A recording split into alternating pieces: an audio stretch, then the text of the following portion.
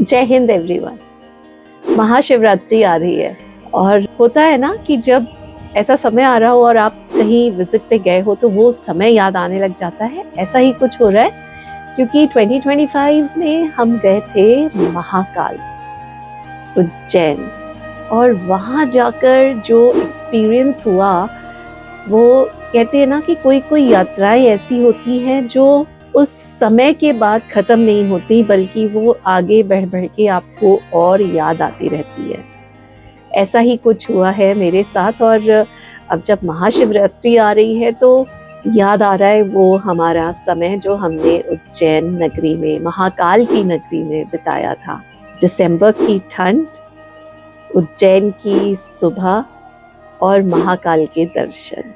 महाकाल के मंदिर में ना वो एक फेमिलियर सी एनर्जी मिलती है, वैसी फीलिंग आई थी। और जब हम वहाँ पहुँचे तो ऐसे लगा जैसे एक बार आप उस प्रांगण में पहुँच गए तो दर्शन ही हो गए हो।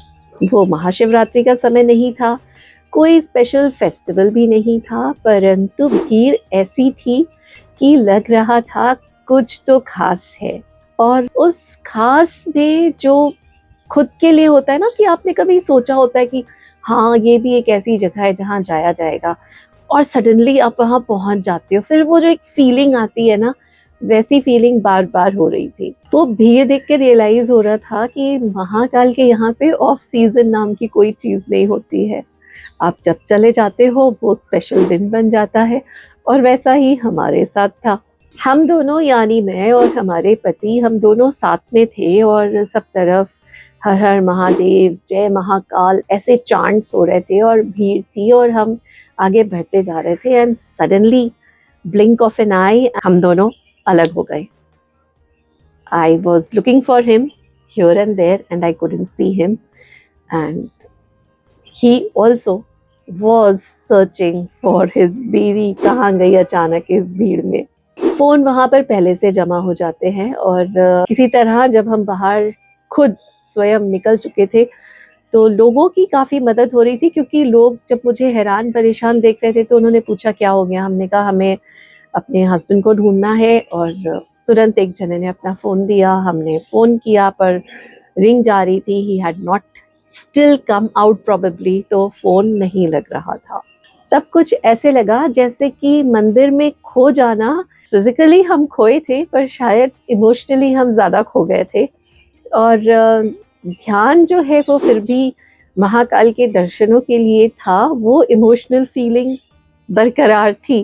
दिसंबर का वो मोमेंट आज भी मुझे याद आ रहा है, बिकॉज आज जब बातें होती हैं और पता चलता है महाशिवरात्रि पास आ रही है तो पता है लोग उतना ही डेडिकेशन के साथ, भक्ति भाव के साथ जाएंगे इस तरह पे दर्शनों के लिए। तो थोड़ी सी बातें हैं जो मुझे लगता है बहुत ज़रूरी है, हम सबको पता होनी चाहिए। उनमें से एक जो वेरी वेरी इम्पॉर्टेंट है वो ये है कि आपस में एक जगह पे खड़े होकर ज़रूर डिसाइड कर लीजिए कि अगर गलती से हम अलग हो जाते हैं तो ये वो एक पॉइंट है जिस पे कि हम सबको मिलना है, फिर चाहे जितनी देर हो जाए। और आप मानोगे नहीं, just before we were on a separate paths for the दर्शन ऑफ महाकाल, उसी समय नीरज ने मुझे ये बोला था, Shweta, just in case if we miss out on each other, see there that place जहाँ से हमने एंट्री की है वहाँ पे खड़ी रहना। एंड उस बात को मैंने गांठ बांधा और जब दर्शन करके आई और वेट कर रही थी तो वहीं पे खड़ी रही। काफी लंबा इंतजार था, ऑल्दो हाफ एन आवर का ही डिफरेंस था, बट मेरे लिए वो इंतजार बहुत लंबा था। तो प्लीज आपस में ये जरूर डिसाइड कर लें एक मीटिंग पॉइंट जहाँ पे कि आप सब मिलेंगे। अगर खो जाते हैं घबराएंगे बिल्कुल नहीं, और जिस पर्पस से गए हैं वो पर्पस पूरा करके निकलेंगे। ऐसा नहीं करेंगे कि बीच में ही सफर अधूरा छोड़ा और वापस आके दर्शन करिए और आ जाइए उस स्थान पे जहाँ पे कि मीटिंग का प्लान किया हुआ है। और एक बात और जो मैं कहना चाहती हूँ वो ये कि रियलाइज हुआ उस दिसंबर के ट्रिप में कि हमें बोला गया था लोगों के द्वारा कि वीआईपी टिकट्स मिलती हैं वो ले लेना, पर हमें लगा कि बहुत ज़्यादा रश नहीं है, ज़रूरत नहीं है। परंतु मुझे ऐसा लगता है पर्सनली भक्ति की बात है। पर हाँ, अगर आपको ऐसा कुछ अपॉर्चुनिटी है जो कि वीआईपी दर्शन 250 रुपीज़ या समथिंग देने से होती है, या व्हाटएवर, अगर आपकी कैपेबिलिटी है, देन व्हाई नॉट। अब आप कहोगे ओहो भगवान भी क्या अलग अलग दर्शन देते हैं, तो भाई जब आप कॉन्सर्ट्स में जाते हो तब जाते हो ना, प्लैटिनम टिकट मिल जाए, गोल्डन टिकट मिल जाए, सिल्वर टिकट मिल जाए, करते हैं ना। क्यों करते हैं?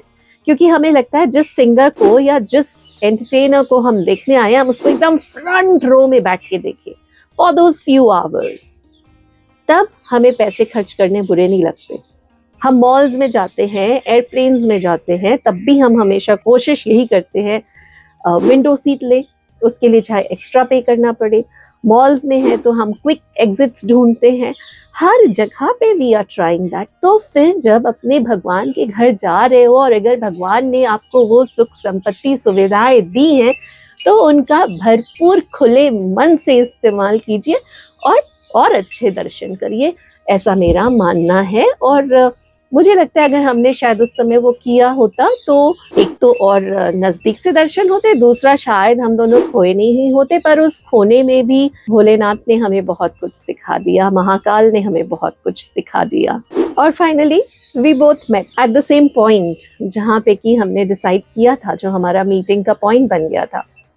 पर कोई dramatic oh I found you वाली फीलिंग नहीं हुई। I was just looking at him and thanking Bhagwan ji, and he was looking at me and just giving me a smile, and हम दोनों के मुंह से एक साथ एक ही चीज निकली, हो गए दर्शन, अच्छा लगा और साथ वापस मिला। उस पल को मुझे लगा जैसे कि महाकाल कह रहे हो, पहले अलग किया, फिर दर्शन कराए और फिर तुमको मिलवा दिया। यानी कि whatever challenges life may throw at you, at times you might have to part ways, but ultimately you will be together again. इस फीलिंग के साथ मैंने अपने पति का हाथ थामा और हम उस महाकाल की नगरी उज्जैन से चल पड़े। आज महाशिवरात्रि से पहले ये पूरा क्यों याद आया और क्यों आप सबके साथ शेयर किया, क्योंकि मुझे ऐसे लगता है जैसे शिव जो है ना, वो केवल भक्ति नहीं है, शिव एक प्रोसेस है। कभी वेट, कभी सेपरेशन और कभी सरेंडर। तो अगर आप प्लान कर रहे हैं महाकाल के दर्शन, तो पूरी प्लानिंग के साथ जाइए, परंतु याद रखिए दर्शन तभी होते हैं जब महाकाल आपको बुलाते हैं। अवश्य जाइए, हो सके वीआईपी दर्शन करिए, मीटिंग पॉइंट डिसाइडेड रखिए, घबराइए बिल्कुल नहीं। आप जिनके पास गए हैं ना दर्शनों के लिए, वो राह तो अवश्य दिखाएंगे। और कहते हैं ना कि महाकाल के दर्शन तो तब होते हैं जब आप तैयार होते हैं, अंदर से भी और बाहर से भी। तो जय महाकाल, और आने वाली महाशिवरात्रि की आप सभी को असंख्य असंख्य अग्रिम शुभकामनाएं। जय हिंद।